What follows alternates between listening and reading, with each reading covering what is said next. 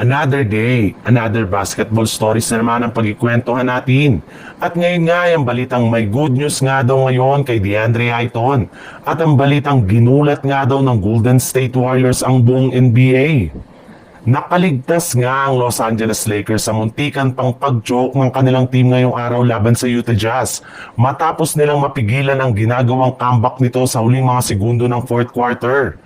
Pero ika nga'y a win is a win pa rin naman nga ang larong ito para sa Lakers since nadagdagan pa rin ito sa kanilang panalo na siyang nagpataas sa kanilang standing.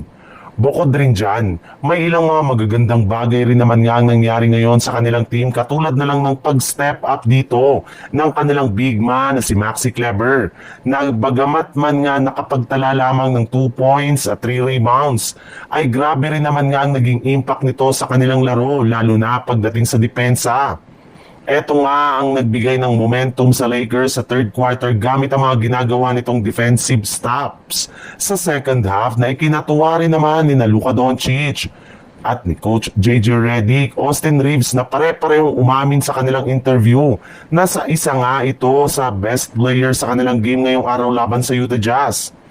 Simula nga nang mawala dito si DeAndre Ayton ay si Maxi Kleber na nga ang pumalit sa kanyang pwesto. And speaking of Ayton, kagaya nga ng napag-usapan natin, maaga nga itong nawala sa team matapos siyang magkaroon ng knee contusion sa kalagitnaan ng kanilang laban. Pero hindi rin naman nga daw ito malala at inaasahan na makakabalik rin naman ito sa mga susunod na araw.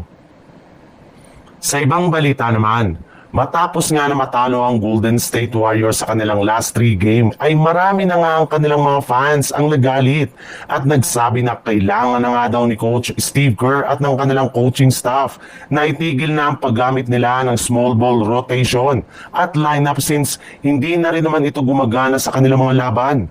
Nagiging sanhi pa nga ito ng kanilang pagkatalo dahil na-out-rebound pa nga sila dito ng kanilang mga kalaban na merong malalaking player. Pero sa pagtungtungan ng Golden State Warriors sa kanilang next game kontra sa Utah Jazz ay mukhang wala pa nga daw pong balak si Coach Steve Kerr na baguhin ang kanyang game plan at sistema.